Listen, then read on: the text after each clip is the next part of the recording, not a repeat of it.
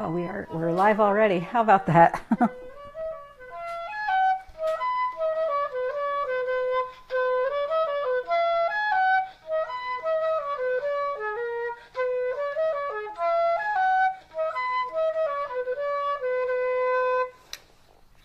Hi, this is Sally Morgan, physical therapist, craniosacral therapist, and Tellington T-Touch practitioner for animals and people. And this is Tristan trying to get, so you can see him. He's a Corgi, and this is an episode of Conversations with a Corgi. And today we have several things to talk about. The first of which, if people haven't seen my post, the moose has expired, which we knew yesterday. So far, he has not become anyone's dinner. And he is very peaceful. He looks so much like my horse. It's almost heartbreaking to go check on him and see how much he reminds me of my horse. It's just same color on his legs, same position my horse was in when he left us.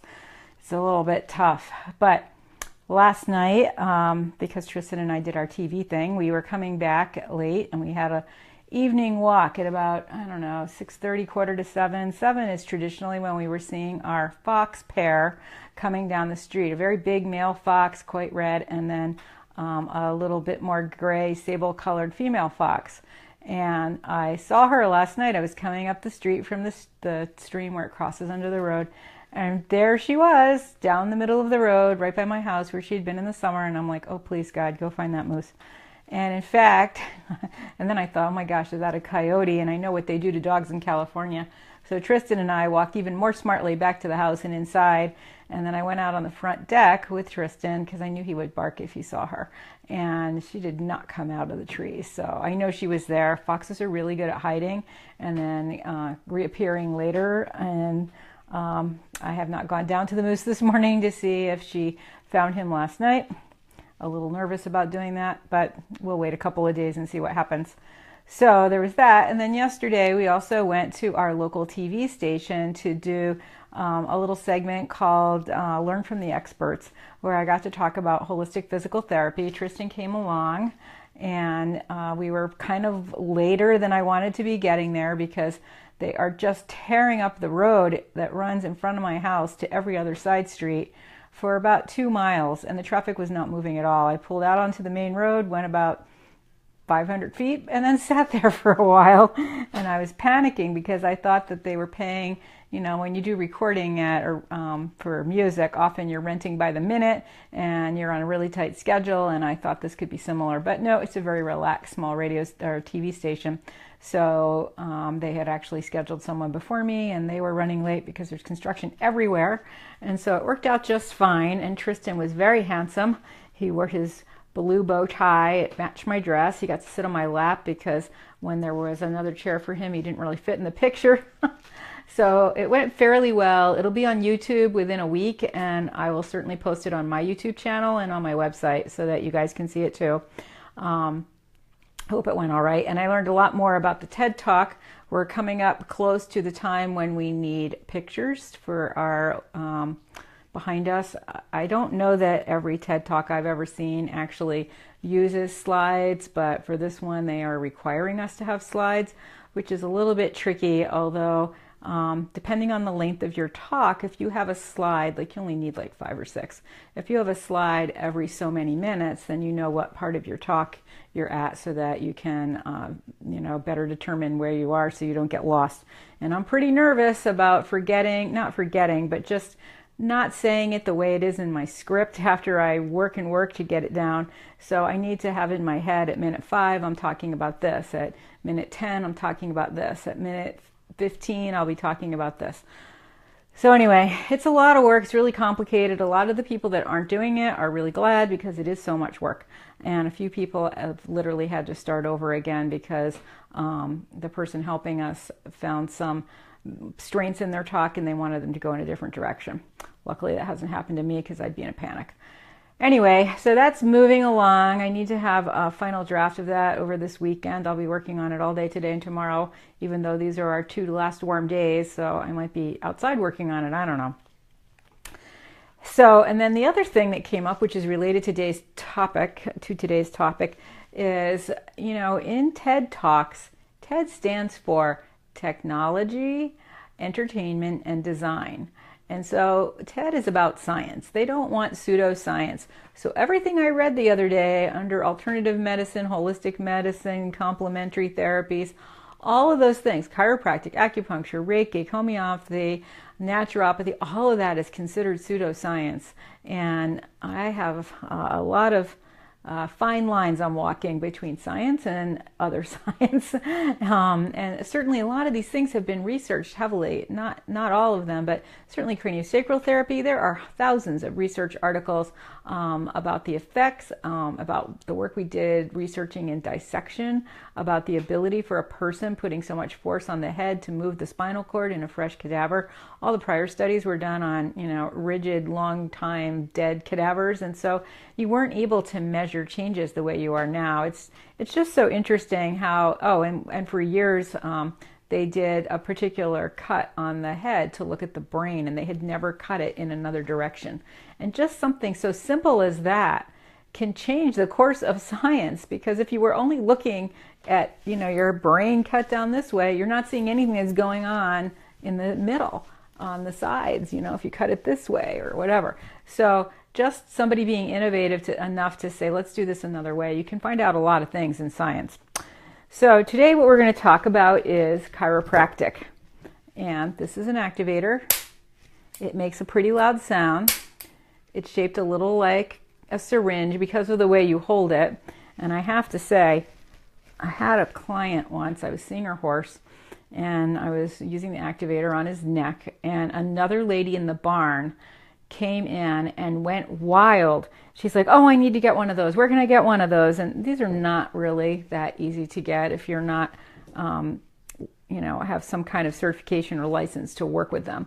And she said, this is what I'm going to use to train my horse not to be afraid of shots. And there was nothing I could say to her about the thousands of other things she could do. And this loud noise alone, but this doesn't look like a shot to a horse. It doesn't smell like a shot to a horse. It doesn't sound like a shot to a horse. I know it's really loud in your ears, Biscuit. And so I don't know, just because you're holding it this way, she could hold a pencil like this and get the same effect in terms of making your horse not afraid of a shot. And frankly, I think that would make him more afraid of shots. And I tried to convince her. I told her I would spend 15 minutes with her after I was done my client horse to teach her T-touches to help calm her horse and help him accept the shots that he needed, as well as recommending maybe a different vet who wasn't hurting him so much. But anyway, that's what some people think. But what this does is deliver a high velocity thrust with low pressure to a part of the body that you apply it to. So it can put mobility in where there is a lack of mobility. And this chiropractic work was developed by a guy named Palmer in the late 1890s. And in fact, there's a grand old, I think it's in Iowa or Missouri, chiropractic school still there, and it's named after him. And I, of course, working in craniosacral therapy, closely aligned with osteopathy, which is somewhat related to chiropractic. I've always had kind of a nice feeling for chiropractic work because it can be so helpful. And certainly in my work, I have seen both ends of chiropractic work, the worst and the best.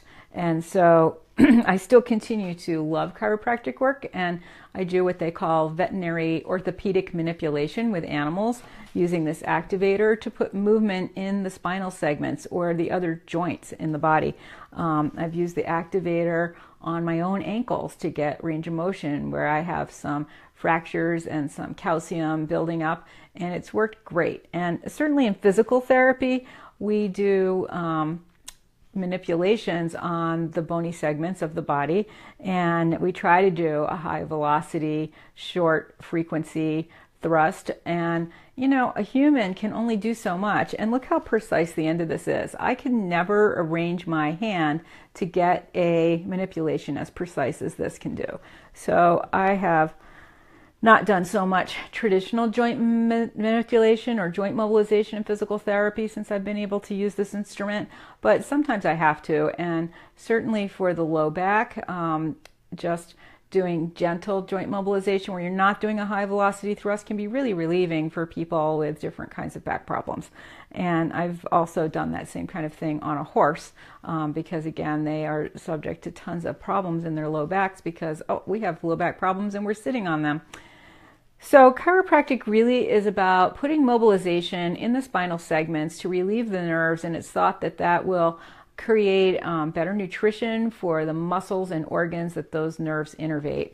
And it's not considered sound science, but to me it makes good sense. I have done tons of dissections of animals and humans, and I can see how, and I've seen in my practice, how tension on a nerve, for instance, somebody who gets tension in their nerve from tennis elbow, which can come from a lot of things besides playing tennis, or golfer's elbow, if you relieve the tension in that nerve, which is often starting up in the neck, usually those are people that are sitting at the computer all day or looking down for their work, if you relieve that neck problem, then the tension in the elbow goes away and bye-bye tennis elbow. Again, that's one reason I practice holistic therapy. If I didn't know about the neck's connection to many of the problems in the shoulders, elbows, and hands, I would be missing a really good treatment technique for a lot of people to be out of pain. So chiropractic is similarly based. The idea that if the nerves are not working well, not firing well, you will not have good nutrition and good function. And, getting back to that idea that movement is health, certainly you don't want your spine to be fusing or to start losing its mobility. And there's been a lot of controversy about chiropractic work in humans because, of course, sometimes people go to the chiropractor because they're told to multiple times in a week or for years and years on a really frequent basis. And it does create wear and tear on the joints, especially if you're doing manual manipulations. That's what they're called, when the person's just putting you in different positions and cranking those bones back into place. One of the problems I've seen with chiropractic is that it doesn't hold very well. And certainly when I've gone to see horses, people have said the chiropractor was just here 4 days ago and he's out again now. The horse is out of alignment again, and you can see it. Their spine goes zigzagging. And part of what I do and why I think it works so well is that I do soft tissue work as well, and that relaxes the muscles that have been pulling that spine out of alignment.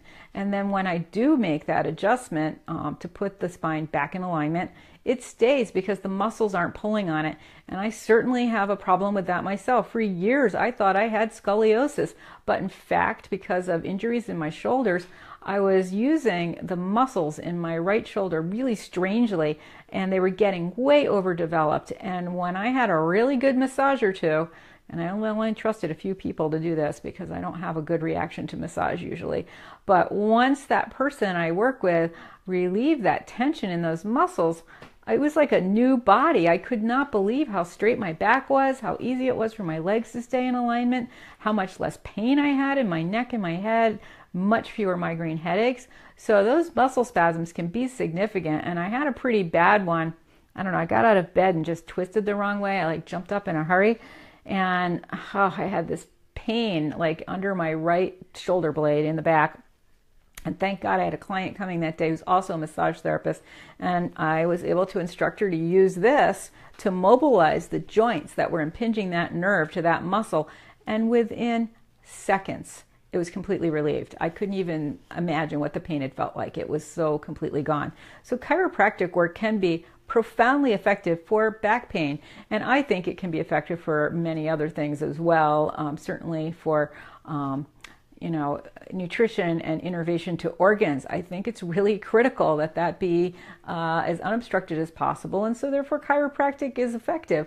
But, are there tons of research papers demonstrating this that are approved by, third parties? I don't know. And, it's not going to change what I do. I've learned from my years working with craniosacral therapy, they tried to prove things that were acceptable by traditional standards, and, they still had criticism. And finally, Dr. Upledger said, you know what, it works. As long as it keeps working, if it's placebo or not, I don't care. It's working. People are getting better. So let's keep using it. And sure, we don't claim to, cure cancer or something where you really need a pharmacological intervention. But for your general garden variety, walking around having pain, it's really effective, as is chiropractic. And I have a couple of stories about chiropractic. One is slightly related. This is a pretty famous story in probably the chiropractic world as well as any kind of orthopedic work. There are two brothers who were doctors, and I don't think they were DOs. They were both MDs, and they were really fascinated by back pain, and they decided to do a little independent research together. They're in New York City, and look at the causes of back pain, because they were so amazed at the numbers and kinds and shapes of people that were coming in with tremendous back pain. So what they did, they took about 8, too small to be a real study, 8 dead people and looked at what was in malalignment in their spine, maybe even 12 people, and looked at what was going on physically, and then looked back in their charts at their complaints and areas of issues and things they couldn't do, and found that there seemed to be almost, and this is partially why chiropractic can't be proved probably, they found there was almost no correlation between the people's reports of pain and what was going on in their spine. Some of the people who had really tremendous things going on, herniated discs and deformed vertebrae and, completely lost disc space, some of those people had no problems at all. They had never complained about back pain. Whereas other people with like minimal problems, like maybe a bulging disc, tremendous pain, all kinds of complaints. And so the one doctor said, okay, we need to research this more. I need to learn more about back pain. And he did a lot of training with physical therapists and stuff. And he still treats people in the traditional ways. He changed the surgical interventions, and he's having much more success. The second doctor, who I find the most interesting in this case, I thought, you know what? I think back pain is mediated by emotions and what you think and how you are and your attitude towards the world. And so he now, when he has people with back pain, sees them for a couple of hours and discusses their life with them and really looks at the tension patterns in their life. He teaches them meditation and breathing, and he has really good success treating back pain, and they might need several sessions, but he doesn't do surgery anymore. He really believes that your mind creates your back pain. And certainly that has been supported by lots of other people, both ways, that surgery needs to be better and that your mind-body medicine is where it's at. So in my work as a physical therapist, of course, I often see people referred to me by their primary physicians or their specialized orthopedic physicians. And in my first day at my first job as a PT with very high-level craniosacral therapy behind me, I had a couple of patients come in, 2 ladies, and they had neck problems. That's why I had them.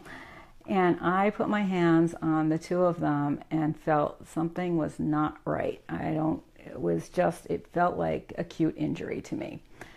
And so I said to both of those ladies, there was another person I worked with who said, what about this neurologist, this neurosurgeon? Why don't you give him a call? So while the ladies were resting, I called him and I said, can I send you these 2 patients? I think there's something significant going on. They need further evaluation. And of course, he'd never heard of me and he thought I was nuts. And so the 2 ladies actually got in that day to see the guy separately. They didn't know each other. They still don't. And he called me a couple days later and he said, very interesting. A physical therapist I've never heard of, who's only in her first days of practice, calls me with 2 interesting cases. One had a broken neck that was so significant I had to put her in surgery immediately. The other had a broken neck that had started to heal and was pretty stable, and she has, a neck brace and things that she has to wear until that heals. Both of these ladies had been, I think, in car accidents or falls. So that's pretty interesting that you can be walking around with a significant problem and not know it, and it is related to chiropractic, because in my later years of practice, I had more than 2 or 3, maybe 5 people come to me with necks that had been broken by chiropractors, unbeknownst to the person, or in fact that the person knew about. There was no suing or lawsuits here because, it's a bit of a risk either way, and sometimes your neck is so damaged by the time you seek that kind of care that anything could hurt it. So it's very interesting. Be very careful. I never let anyone except Dr. Upledger and his wife manipulate my neck because I know my neck has some issues. And it's certainly something to be careful about with your pets. I mean, I don't A great thing about this is that you can adjust it from like 15 down to like 2 or 3 pounds of force. So you can never over manipulate a segment if you know what you're doing with it. And it's pretty painless. It actually feels kind of good. It's kind of like, ooh, ah, and you crack and you stretch, and it's very relaxing afterwards. Often people feel tremendous relief, as do their animals. So, and I don't do very much manual therapy, chiropractic work. I do a little bit with horses sometimes, but only with very particular cases because I don't feel it's necessary. I feel like between the activator, the tuning forks, cranial work, T-touch, exercises, I can get accomplished what needs to be done to help a horse. So how would you know that you need chiropractic work for your dog? And many, many veterinarians are doing chiropractic now. It is not so mysterious as it once was. If your dog is built like mine, or a dachshund, you know, with a long back, if you have a dog that is a performance dog doing agility, even nose work if they're going up and down things and jumping a lot, dogs that do fly ball, frisbee catching, long, serious hiking with you, it's a good idea to get a chiropractic treatment every now and then just to keep this spine healthy. I have friends with dachshunds, their back gets a big hump in it like this when they need an adjustment, and then the whole body gets tense, and then they start to have digestive and elimination problems. And so that's a sign that dog needs an adjustment. And that you'll see a lot of dogs, they'll be walking with a hump in their back, even a young dog, when they need a chiropractic treatment. The other thing you'll notice is that they're pacing when they walk. 2 legs on the same side are going forward at the same time. That's usually a sign that your dog needs an adjustment in this area. And Tristan just had a bath, so that's why he's puffy here. But see how he's sticking up a little bit here? This is not the way he should be. So, you know, if I didn't know that I just messed up his hair by giving him a half bath yesterday, I would think this is an area that might need attention. And actually, we might just try that a little bit, Biss. He says, I don't know, right on TV. Hold on. There you go. It's a little surprising. And then I always, after I do a mobilization, follow it up with manual therapy to help that change stay in the tissues of the body and to help that soft tissue around it relax with the change. So chiropractic can be really useful. You want to go to a veterinarian if you've got a dog with herniated disc problems or, you know, like dragging one leg because of nerve problems in their spine. If you're getting chiropractic, I really recommend that you seek a veterinarian who is doing it to get the best results for your small animals. For horses, I think there are a few human chiropractors working with horses who have a ton of horse experience. They may indeed be more capable with a horse than somebody who is in small animal practice, who's a vet, who doesn't really have any experience with horses. So in that case, you'll have to use your own judgment and talk to other people that you know in your area to get a good referral. And don't mistake chiropractic care for traditional veterinary care. There's a lot of precautions. I think you should not do chiropractic when your horse has EPM. Or even, in fact, if your horse is struggling with Lyme disease and there's a lot of joint inflammation in the body already, not the best time to get chiropractic treatments. But for, you know, active dogs, it's a really good way to keep their health and maintain their flexibility and mobility so that they can have a long performance career, just like a person. I mean, people competing at high-level athletics use every available possible service they can to keep their body working at its best, which includes meditation, breathing techniques, yoga, you know, hot tub baths and massage and all kinds of things that are considered not scientifically based. But you know what? If it's helping your performance, whether that's related to your mind or the actual effect of what's happening, it all matters when you're performing at a high level. And I think we owe that to our dogs and our horses to help them perform at a high level as well. And so I think when you go in for your acupuncture visits periodically, it's a good idea to find somebody who also does chiropractic and get those 2 treatments at the same time. And many, many vets often are trained in both of those modalities, and if they have completed one, they're working on the second one. And I know my own animals, before I knew how to do some of these things myself and took courses I could take, they did best with chiropractic and acupuncture together, because acupuncture can relieve some of that soft tissue around the segment that I'm working on now with Tristan with my hand. And a lot of vets don't have time to sit and do this manual work, but and some of them have a vet tech that does it because they have more time. But the combination of chiropractic and acupuncture together can be really helpful for horses and performance dogs. And for senior pets, I would use chiropractic cautiously, but I certainly would continue to use it because senior pets start to get lack of mobility in their spinal segments. And for instance, if they injure themselves going up and down stairs in some leg joint, they may start to get some problems in their spine that will just get worse as they get old if they aren't addressed. You want to keep balance and symmetry in your older dogs. And again, finding someone really trained and skilled in doing these techniques can be really helpful for a senior pet. So, Tristan, what do you have to say? How's your back feel? He said, I'm fine.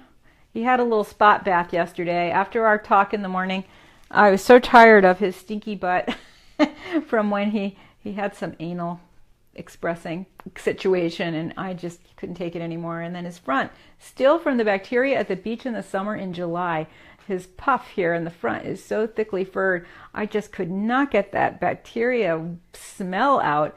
And he's had, I don't know, 20 baths since then, and certainly a bath every day while we were there. And even yesterday, he had to get an extra front bath after he was dry because this still wasn't clean enough. And he's better now. He's had a blow dry. He's all puffed up until we go to the TED Talk bath. Then the whole Corgi is going to have to get a bath. He says, that's not so bad. I don't want a bath. What do you think, Tris? So thanks for joining us today. We've talked a little bit about chiropractic work and when and who you might go to seek chiropractic care for your animals. I've done chiropractic work, well, veterinary orthopedic manipulation work on dogs and cats and bunnies and horses, and it is really an important part of the kinds of health care that we can offer animals to improve their lives. So do consider it, and do look for a vet in your area who offers these treatments, because it can be a really beneficial thing to make your pet happier and healthier for a longer time. And we will be back tomorrow morning.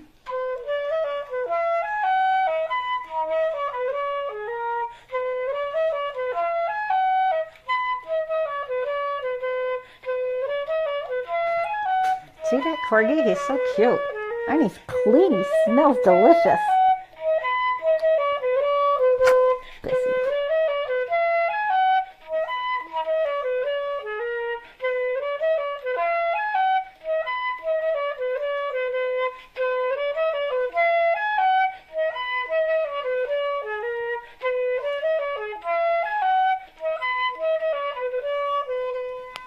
He was so cute at the TV recording yesterday. He sat on my lap and he stared right at the camera, and he had his little ears up. I was like, gosh, this guy needs to be in showbiz.